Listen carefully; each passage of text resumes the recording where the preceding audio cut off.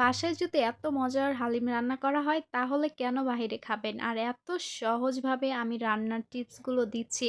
আপনারা কিন্তু বাসায় চাইলে সবসময় যখন ইচ্ছে রান্না করে খেতে পারেন, যখনই ফ্রি থাকেন। তো এত সহজভাবে আজকে রান্না করব যে যেন আপনারা দেখেই বুঝতে পারেন আপনারাও পারবেন। তো এখন হচ্ছে গরুর মাংসটা আমি ভিজিয়ে সিদ্ধ দিয়েছি। আর এদিকে হচ্ছে সব ধরনের ডাউল আমি ভিজিয়ে রেখেছিলাম। তো এই তো দেখুন ভিজিয়ে রাখতেছি আর এই যে হলুদ আর মরিচ দিয়ে মরিচের গুঁড়ো আমি ভালোভাবে একটু সিদ্ধ করে নিব মাংসটা। তো এখন হচ্ছে আমার এগুলো কিন্তু একদম ভিজানো হয়ে গেছে, ব্লেন্ড করে নিতে হবে। তো আসলে হচ্ছে এই হালিম রান্নাটা কিন্তু আমি কখনোই এতটা পারদর্শী ছিলাম না। আমার বোনের কাছ থেকে কিন্তু একটু শেখা। কারণ ওর হালিম রান্না খাওয়ার পর থেকে আমি ওর ভক্ত হয়ে গেছি কি বলবো। কারণ আমার বোন অনেক সুন্দর রান্না করতে পারে।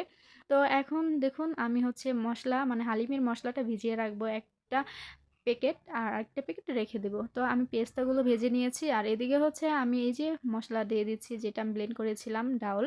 তো এখন হচ্ছে দিয়ে দিব এই তো দেখুন এই যে হালিমের মসলাটা যেটা ভিজিয়ে রেখেছিলাম। পানি দিতে হবে। মানে আপনারা যতটুকু আপনাদের প্রয়োজন ততটুকুই দিবেন। কারণ এই পানিটাই কিন্তু ওই যে হালিম। তো এখন হচ্ছে হলুদের গুঁড়ো আর মরিচের গুঁড়ো দিয়ে দিব আর লবণ দিয়ে দিব সামান্য।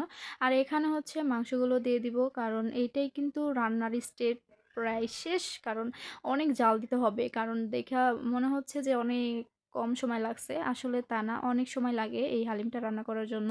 তো আমি হচ্ছে আরেকটা প্যাকেট দিয়ে দিব মসলার। আর দেখে মনে হচ্ছে যে এত শর্ট টাইম কেমনে হয়? আসলে শর্ট টাইম না, অনেক সময় লাগে এই হালিম রান্নাটা।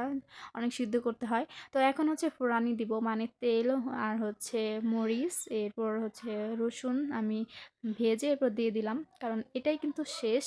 তো এখন হচ্ছে আমি ধনিয়া পাতা দিয়ে দিয়েছি আর পেস্তাগুলো রেখে দিয়েছি, পেস্তাও দিয়ে দিচ্ছি এখানে। তো হালিম রান্না কিন্তু অলমোস্ট শেষ হয়ে গেছে আর এখন কিন্তু সার্ভ করার পালা। তো দেখুন এখন কিন্তু আমি একটা বলে নিয়ে নিচ্ছি, সবাইকে দিব এখন।